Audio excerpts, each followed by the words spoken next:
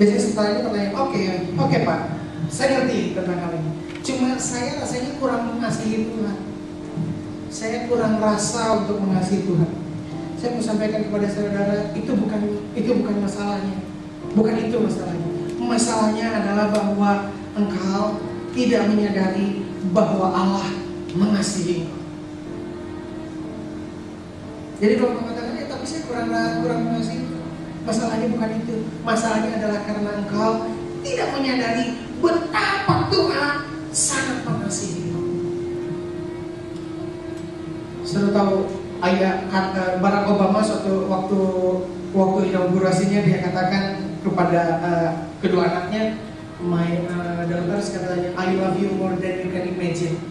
Saya suka sekali kata-kata itu dan saya ambil juga. Saya katakan dia benar. Saya mengasihi yang saya lebih daripada apa yang dapat dia bayarkan. Dia tidak pernah bayangkan bahwa saya bersedia untuk memberikan apapun juga di dalam hidup saya. Saya bersedia mengorbankan harga diri saya apapun juga buat dirinya. Saya bilang itu betul. Dan nggak mungkin dia nggak akan mengasihi saya kalau dia menyadari bahwa saya mengasihi dia sedemikian rupa. Demikian juga Tuhan. Kecuali kita tidak pernah menyadari dan memahami, mengetahui betapa Tuhan sangat mengasihi kita, maka kita tidak akan pernah dapat mengasihi Dia.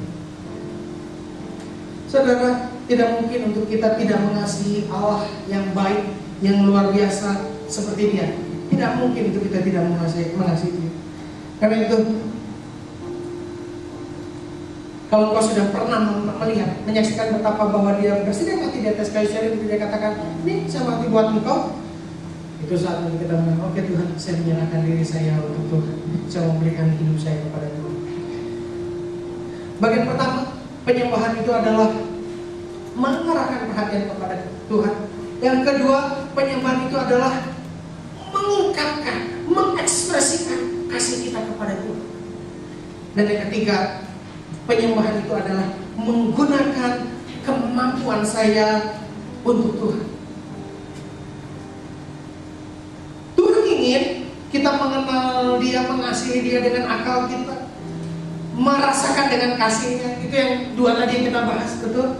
Tuhan mau kita mengasihi Dia dengan akal budi kita, dengan pengertian kita. Tuhan mau kita mengasihi Dia juga dengan hati kita. Tapi ada satu juga, bahwa Tuhan mau kita mengasihi Dia dengan kekuatan kita. Kami sudah cukup lama menikah, 7 tahun sudah cukup lama. Walaupun kadang-kadang kami pikir sangat sebentar. Tidak ada yang di bawah 17 tahun di sini, oke? Nah, saudara, dibutuhkan. Saya sangat mengasihi istri saya, dan saya mengekspresikan kasih saya dengan berbagai macam cara. Saya katakan I love you. Saya sering sekali mencium dia. Saya mengekspresikan berbagai macam hal yang bisa saya nyatakan untuk menyatakan bahwa saya mengasihi dia. Tapi saudara, ketahuilah, kata-kata saja dan ciuman saja itu tidak cukup. Benar?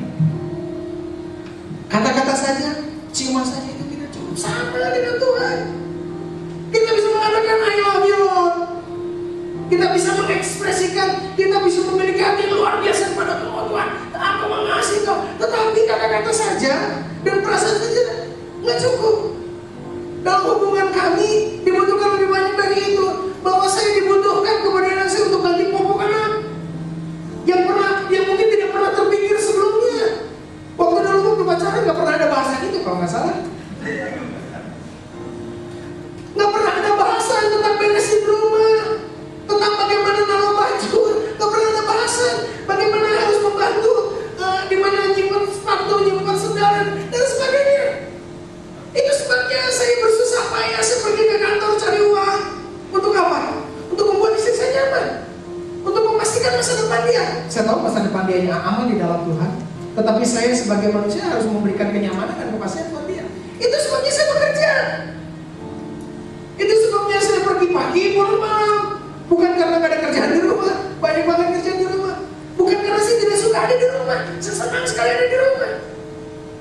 Tetapi karena dibutuhkan lebih daripada kata-kata dan ciuman dan ungkapan-ungkapan itu.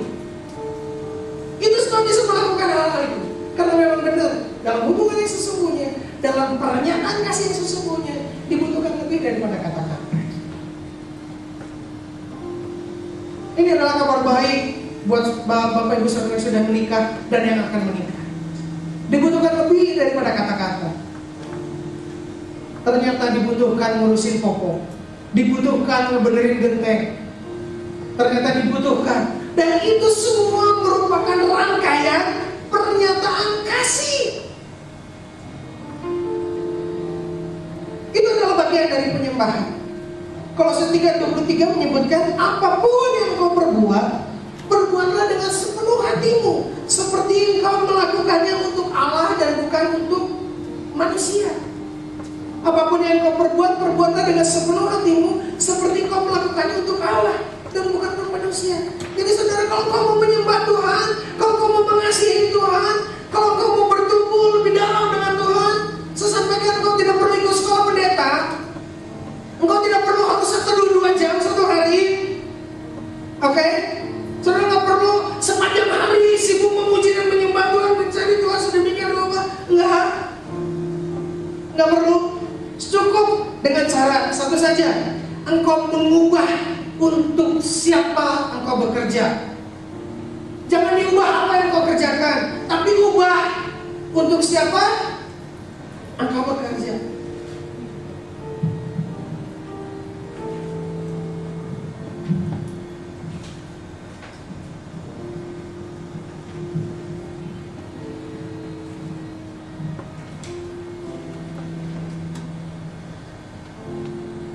Jadi dengan cara mengubah untuk siapa kita bekerja, maka pekerjaan itu akan menjadi penyembahan. Akan menjadi penyembahan buat kita. Saudara-saudara, saya mau sampaikan, ini seringkali menjadi isu. Saya sampaikan juga waktu kemarin, waktu di Gravity, seringkali menjadi pertanyaan, apa yang harus saya kerjakan? Saudara-saudara, di dalam hidup kita ini yang penting bukan apa yang kita lakukan, bukan, tetapi untuk siapa kita melakukannya. Jadi yang penting bukan apa yang kita lakukan. Jadi sepanjang kita melakukan itu untuk Tuhan, semua pekerjaan, semua aktivitas kita itu akan berupa penyembahan. Apakah kita ngepel lantai? Apakah memuji Tuhan dengan nyanyian? Apakah bermain musik ataukah khotbah? Itu sama saja. Dan saya ada salah satu hal yang ini merupakan pertanyaan biasanya. Biasanya orang bertanya seperti ini, apa kehendak Tuhan untuk karir saya? Benar nggak? Di mana Tuhan mau saya bekerja? Apa yang Tuhan mau saya lakukan? Tuhan, apakah saya harus lakukan ini atau harus lakukan itu? Gitu ya. Dan saya sampaikan, tidak masalah. Itu semuanya nggak penting buat Tuhan.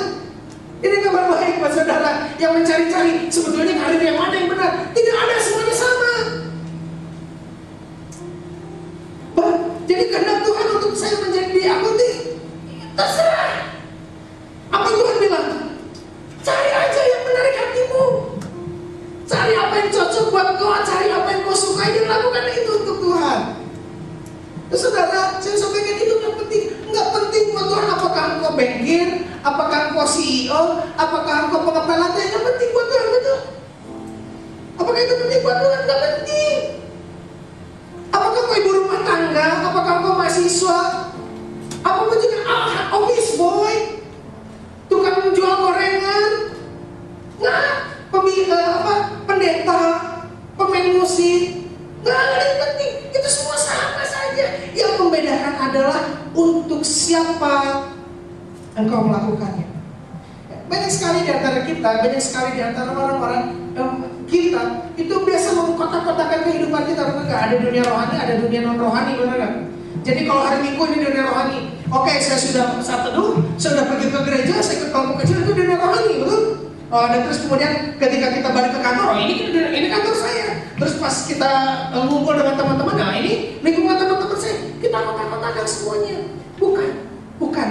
Tuhan mau engkau mengundang Tuhan masuk ke seluruh hidupmu.